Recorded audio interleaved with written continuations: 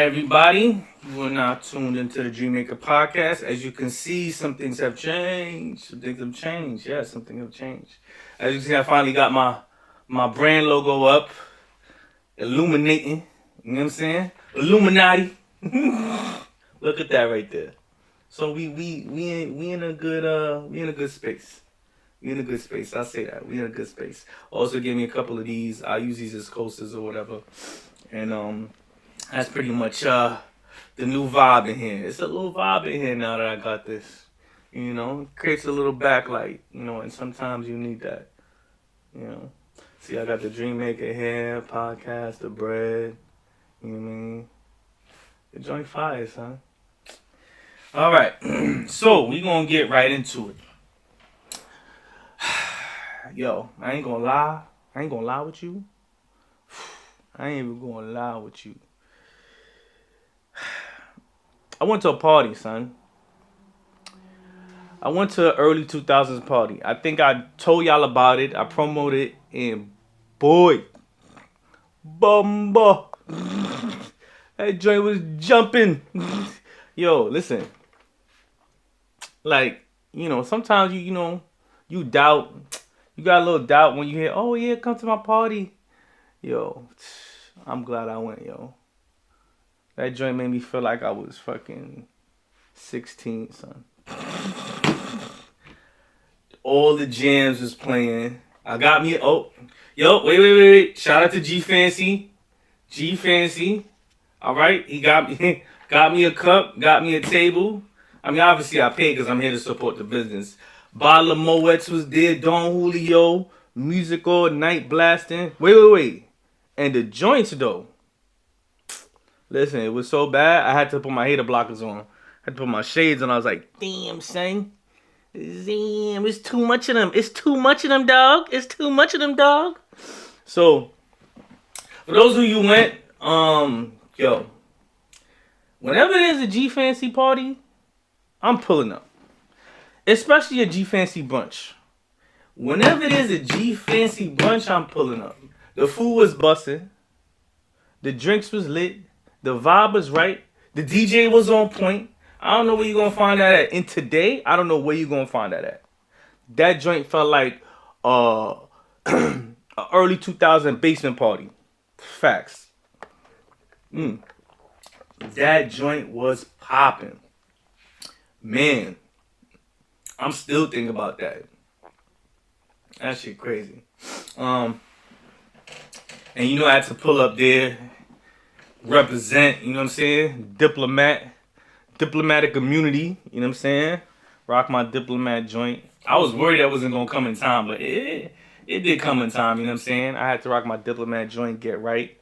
That was a dress code. You have to do early 2000s, late 90s. That was the dress code, and I definitely came up there to represent. I had a suit on top of this. Like, I'm rocking the shirt. I just took the hoodie off, diplomatic hoodie off, and this is a shirt I had. You know what I mean? I literally, no lie, I gotta say, son,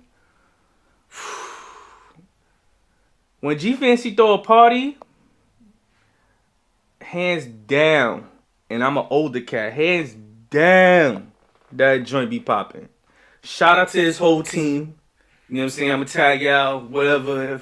If y'all see this, just tag me, let me know. I put you in. But yo, son, that shit had me thinking like, yo, there's motion out here, son. And that's why, this podcast today is gonna be about good business and bad business, and I wanna make sure we can see the difference, right? So when G Fancy first came to me, right? He's like, yo, I'm shooting a party. I got a party going. Come, I'll take care of you. Da. Just buy tickets, get your drinks. I'm going to make sure I put you in the right spot so you get a nice view. Cool. I'm going to tell you straight up, as someone who studies business, that's a good businessman. Good practices. Very trustworthy. Man of his word. Whenever G Fancy doing something, I'm pulling up and I'm paying. Hands down. I respect his business. And everybody he worked with that day, I respect their business as well. From the cameraman to the gal them to the freaking DJ. Yo, it was lit. To the hype man. Yo, it was lit. It was lit. I was like, wow, I was impressed. I was impressed because, this is a younger crowd. I move in the room with anybody, but this is a younger crowd. So, a lot of times there's a negative connotation with a younger crowd and how they do business. And I must say, like, this here, seeing a younger crowd like that and how they handled it had security. Security was on point. Everything was on point. It was responsible, right? Good business, right? Great business. I encourage him to keep doing it, which he will. And I also encourage him to keep going. And anybody that's a part of that camp and that party crew, y'all, listen, y'all got the right motion. Keep going. Trust me when I tell you. You guys are already successful. Y'all know that. But keep doing what you're doing and grow. You know what I'm saying? Definitely grow. I want to see y'all grow. I like to see good business. You get what I'm saying? And I like to see good business practices. Right? And that was a good business, bro. I must say it was fun. Had a good time. I got to chill with my mans. Had my mans there. You know what I mean? All my people, my little squad was there. My little crew was there that I was rolling with that day. It was lit. It was lit. It was lit. It definitely opened my eyes. You know what I'm saying?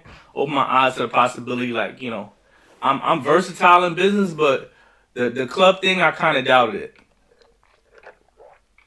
And I doubted it mainly because it's like I've seen it done so many times, but this time was special.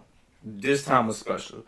They were professional and still lit. How you be professional and still lit? Them two don't. I don't even know if them two go together.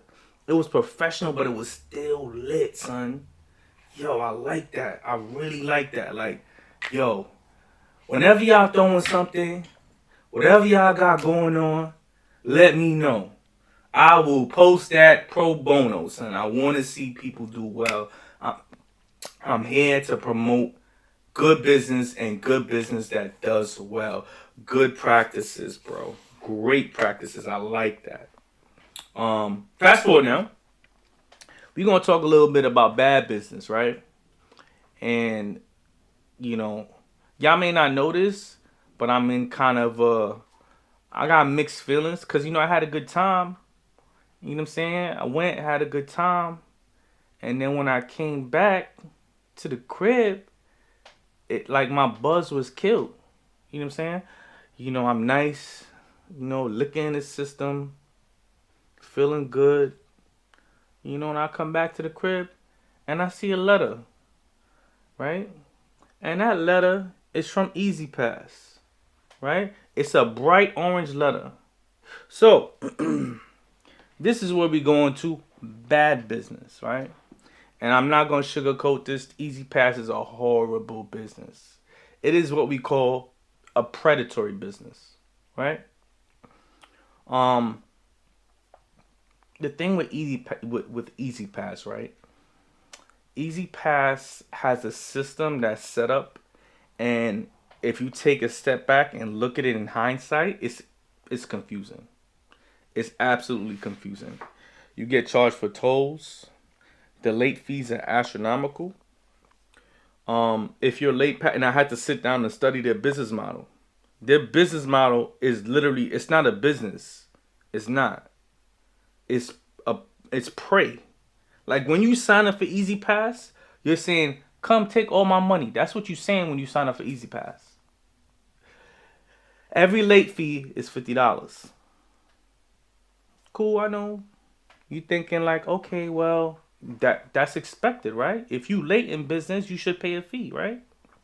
Right? But here's what E-ZPass doesn't correct. If you have a responder in your car, boom, and it's right there, and it's supposed to report. Every transaction is supposed to go through that responder, which stays in your car. What happens when E-ZPass cannot read the responder? What happens now? You know what they do? First of all, they charge you the premium rate. They take no responsibility. They fight with you to take off the fees, right? With their responder that didn't work, right? And if you've maintained your bill since then, what they're gonna try to do is say, "Oh, you didn't pay. Oh, all these are still due." Where is the accountability? They have not even improved the system for years to fix these issues. I know people that owe E-ZPass 15K in collections. E-ZPass, yo, I'm boycotting E-ZPass. E-ZPass has to go. I'm sorry. That is a terrible business. That is a stressful business to be a part of, to be a customer for. And that literally killed my whole vibe when I got home. To the point where I gotta come down and sit down and talk to you about bad business, right? What does bad business look like? You know what bad business looks like? When I have to pay for a business mistake, that's on the business. I'm a customer. I have to pay for your mistake. That's bad business. 100% bad business. 100% bad business. Absolutely terrible. There's no way around it. No way. Absolutely no way. And, I give certain businesses grace. There's another business I'm going to speak on, but I'm going to give it grace. They know who they are, but I'm not going to name drop because at the end of the day, I support black business, and I know black business could be hard. I do think this is a black business. I got to look more into it. But, black business, I give them grace when needed. I'm very understanding of that. But E-ZPass, big business. Predatory business. No grace here. The same way they charge me those late fees is the same way I mop them up on the internet. That's just what it is. You know what I'm saying? I'm so mad with E-ZPass. I'm at the point now where I'm going to clip this up, right? After I clip this up, I'm going to make a really good clip saying how terrible E-ZPass is. And the same amount of fees that they put on me is the same amount of promotion I'm going to put on the freaking clip for the ad. Think about how mad I am. I got to pay fees for a responder that didn't work. And I kept the balance. I kept the balance up. The balance didn't go below a certain threshold. I kept dropping money. And yet still I have to pay. It's absolutely insane. And that's bad business, What we going to do about it? Right? For those of you who know, for those of you who don't know, there's something called the BBB. Better Business Bureau. I inform everybody when you have a problem or an issue or complaint with a business and they are not doing right by you as a customer, it is in your best interest to obviously mediate the situation. But if you can't mediate the situation, report them. Because when you look at the rules and regulations of a lot of these businesses, it's very strict, right? And it's literally cutthroat. Because remember, the number one goal of a business is to maximize profits. So with that being said, they only care about money. So if you only care about money, I'm going to hit you where it hurts. I'm going to hit you right in your pockets. It should get to a point in a business where it's more than just being about money. It should be about respect. Right? The funny thing with that is we sit here and, we all want to start businesses and we all want to make a lot of money, but we miss the most important factor, the customer, right? If your customer feels cheated, you don't got a business. You don't have a business. If your customer feels cheated, you know what you got? You got a terrible business. Straight up. If I feel like you cheated me as a customer, buyer's remorse right away. 100% buyer's remorse right away. I have no interest in doing business with you again. All right? So as you guys grow your business, which I know you are, small business, right? Even you medium tiers. Yes, the money is the number one goal. However, I will say this. After the money is made, think about your customers, right? because these are the people that are giving you their hard-earned dollar. Keyword earned. They earn this money, and they're taking the money that they put sweat and equity into, and then they're giving it to you. So there's a certain level of respect you have to have for your customer. 100%. You cannot run a business without respect, right? Give you an example. I ordered this jacket, right? It's by a well-known brand. I'll say that. Well-known brand, and it's custom. I'll say that. Right? Dropped a lot of money. The turnaround time, they told me, was 4 to 12 weeks. Right? Fair? 4 to 12 weeks. What's 4 to 12 weeks? 4 weeks is a month. The most 3 months. 4 to 12 weeks. Cool. I ordered this product, this jacket, in November, the end of November, right? So no, January, February, March, April, right? May, we going into May. I can't even give you dates. I don't even want to give you dates. I ordered this jacket last year, and 5 months later, I still don't have the jacket. And things happen in business. All right, things happen in business. However, what you're supposed to do as an owner operator or on your customer service end, if you have delays, reach out to your clients. Let them know. Let them know, right? If you don't let them know, that's disrespectful. 100% disrespect. How do I buy a product from you? You give me a delivery time, and you don't meet it. And not only do you not meet it, you don't say anything. I had to reach out to them 5 months later, like, yo, where's my product? Right? And then after reaching out, guess what? No response. I reached out very casually. Hey, I'm just following up. I ordered this a couple months ago. Just trying to figure out what's the ETA, what's going on. No response. No response. You know when they responded? When I reached out and say, good morning. I'm reaching out about this order. I am no longer waiting for this order. I want to cancel this order and I need my money back. Same day response. What happened to the last email you got? Oh, you didn't get it? Oh, but you got the email that said, yo, listen, I need my money back. You got that email though. See what happens? See what I'm talking about when it comes to respect? You have to respect your customers. We not in the time no more where you could run game on people. We got ChatGPT. We got Perplexity. We got all these resources and tools that's at our fingertips. So imagine how doing business is now versus back then. Now when you do business, you got to be elite. You can't even play around. Right? Here's the response they gave me. They said, "Yo, we're having delays with our partners. We can get this delivered to you within 7 days." 7 days? You know what that tells me? That tells me you grabbed my money and you sat on it, and you could have delivered it, but now you're telling me you could do it in 7 days, right? So, how should I feel about that? One.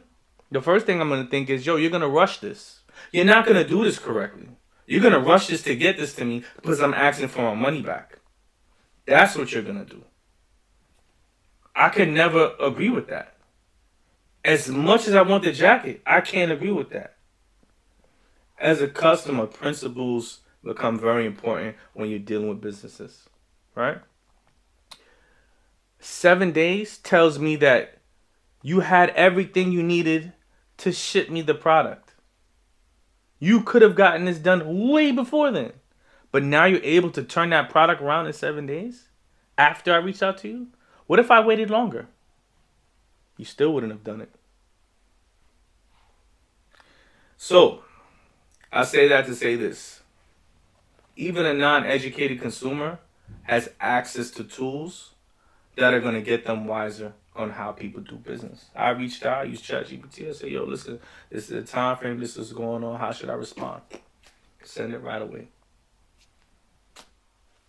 Reach out to my credit card company. Hey, they never sent this item. Da da da da. And this is why I use credit cards. This is why I don't use cash, right? Because if I use cash, it would have been a problem. That's a whole nother thing.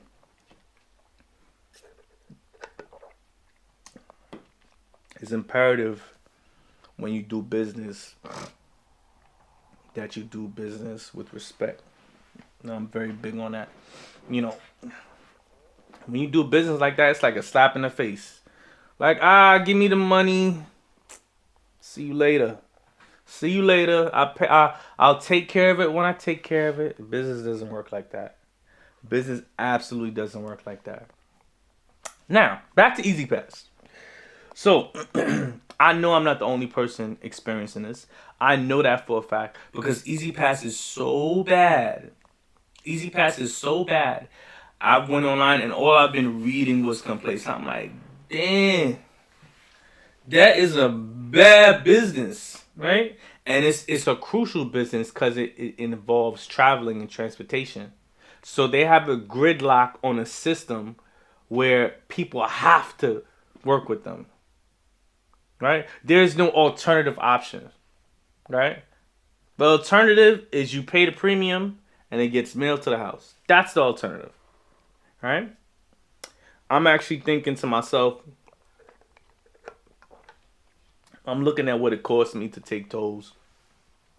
And I'm actually just considering not even using E-ZPass, just paying the additional, that little discount, just ignoring it, unsigning up for E-ZPass. When I get the toll in the mail, I just pay it. That's what I'm thinking about. And I'm thinking about that because the flip side to that, when I do miss and I don't, and their devices fail, which is predatory. I'll be back. This is not a dream.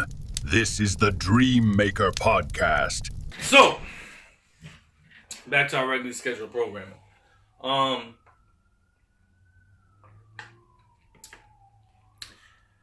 One thing I've learned, especially with E-ZPass, right, is it's probably gonna cost you less if you just pay, if you don't use E-ZPass and just pay what they're asking for. Because if you sign up for their system and you're relying on this big conglomerate to take accountability and say, yo, we messed up, my bad, you're crazy. You're crazy. When a business doesn't take accountability, it's not a business. It's not a business. You know what it is? It's a debt trap. It's a debt trap. A business that doesn't take accountability is a debt trap. Right? Especially for the customer, right? It's a debt trap for the business because you know they're going to lose clients, but it's a debt trap for the customer. Now, the thing with E-ZPass is they're not going to lose clients, but now what's happening is so many people are complaining to legislations, to the whether it's senators, congressmen, congresswomen, that they are forced to do something because of the poor system. So when they could have just kept going and make money and just improve the business and correct certain deficiencies, they didn't do it, right? Because of greed. Oh, shoot. Greed is what caused E-ZPass to be where they're at now. Greed is forcing a lot of people to say, you know what? I don't want to use E-ZPass no more. I don't like E-ZPass. I'm going to pass on the E-ZPass. Straight up. I don't want it no more. I don't want it. Nice to meet you, Noah. I'm Dre, the Dream Maker. Okay, so back again.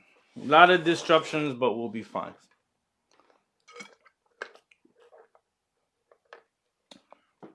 Now, I'm gonna give y'all an update of what's going on in the business of Dream Maker Podcast. Okay. So far, I've been shooting. I'm working on narrowing down the sci-fi flick. because I'm gonna consider it a flick. I want to do something in long form, but I'm gonna consider it a flick. I have cooperated with someone for my hood drama. I will not be in this project alone. Thank God. Remember, we can't do business alone. We gotta collaborate. We gotta work with other people. I've been on a hunt trying to look for somebody that I could work with that, it brings the same energy I bring because, a lot of times, we go into business and we have all these ideas and we try to scale too quickly and then we so, if you know me, I'm very explosive. I scale fast, but now I'm just doing a little smarter. So I didn't take a step back, but now I'm delegating how things should be, where things should go, who I should work with, what should get done. I took a long time for me to get this up. Not that I couldn't do it, but again, time is money and money is time, and this costs money, and I got the E-ZPass and all this other stuff going on. The best thing out of everything that's been going on was that party, and yeah, I have to say, shout out to IMG Fancy, cause if it wasn't for IMG Fancy, bro, and invite me, I probably would have been in worse spirits. You get what I'm saying? With that being said, thank you for tuning into the Dream Maker podcast. You know I don't do the long podcast. You know I don't like that. I don't like the long podcast. I'm not in for the long talking. I am in for the long talking, but I'm here for a long time. But most times, I'm here for the short time. It seems long, but it's really short.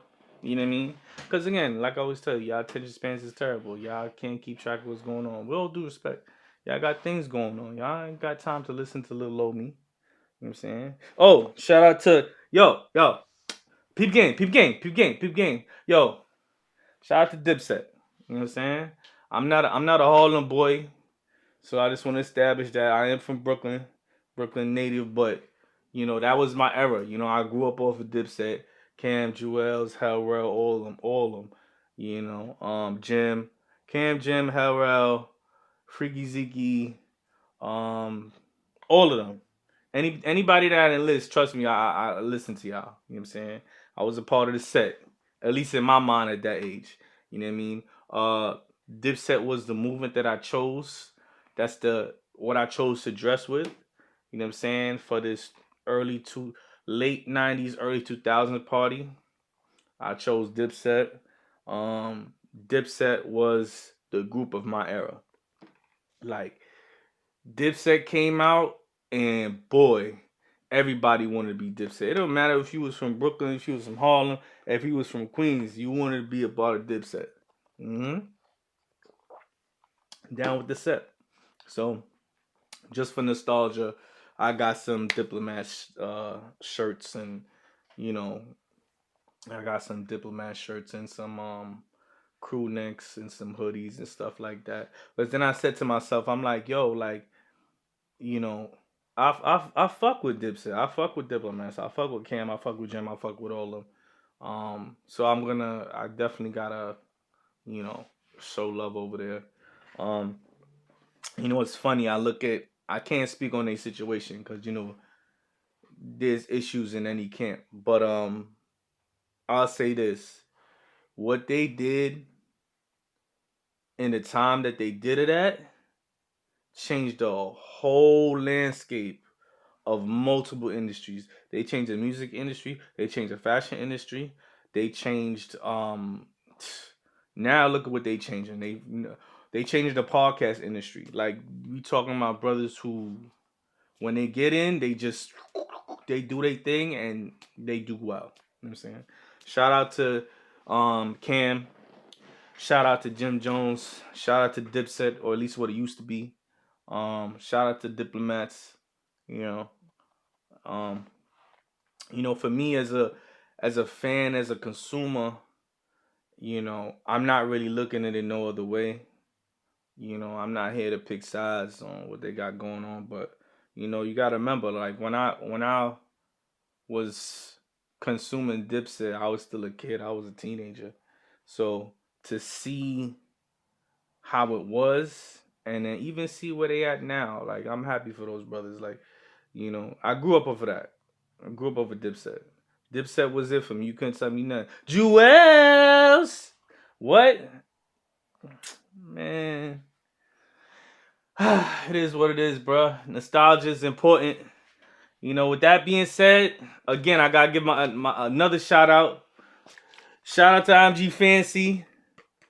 If y'all ain't hitting up the brunch, y'all dunce. You get what I'm saying? If y'all not going to, yo, listen.